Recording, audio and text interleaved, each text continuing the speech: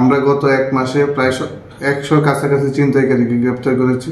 তাকে গ্রেপ্তার করে 15টা মোবাইল ফোন উদ্ধার করি এবং তার অনেক সহযোগীদের নাম আমরা পেয়েছি, সেগুলিও গ্রেপ্তার অভিযান অব্যাহত আছে।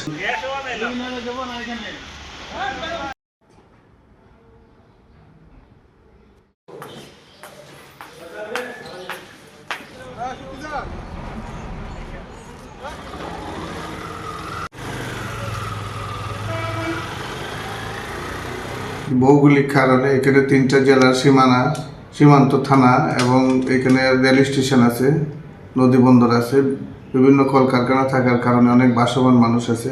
এই ভৈরব একটা চিন্তায় প্রবণ এলাকায় বাসবান মানুষ থাকার কারণে আমরা গত এক মাসে প্রায় 100 কাছাকাছি ছিনতাইকারীকে গ্রেপ্তার করেছি এবং শীর্ষ ছিনতাইকারী জুম্মন, ফজলু, গরিবুল্লাহকে ইতিপূর্বে গ্রেপ্তার করেছি। গত রাত্রে আমরা গ্রেপ্তার করেছি মধ্যচর শিমুলকান্দি মধ্যচর এলাকার শীর্ষ ছিনতাইকারী, যার নামে একাধিক মামলা আছে, 1 বছরের সাজা ওয়ারেন্ট আছে। তার বিরুদ্ধে আমরা কয়েকটা ঘটনার সে ইদানিং পরপর ঘটাইছে বলে আমরা জানতে পারি।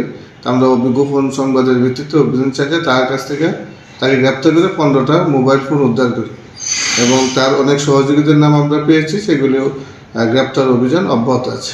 ওর পুরা নাম হলো আরাফাত খান রাব্বি, বাবার নাম হলো আয়ুব খান এবং সে শিমুলকান্দি মধ্যচর এলাকার সে বাসিন্দা। তার বিরুদ্ধে ইউনিয়ন পর্যায়ে একাধিক চিন্তায় ঘটনার সাথে সে সম্পৃক্ত আছে, এরকম অভিযোগ আমরা ইতিপূর্বে অনেকবার পেয়েছি। তারপরে আমরা তার বিরুদ্ধে অভিযান শুরু করি এবং গত রাত্রে তাকে গ্রেপ্তার করতে সক্ষম।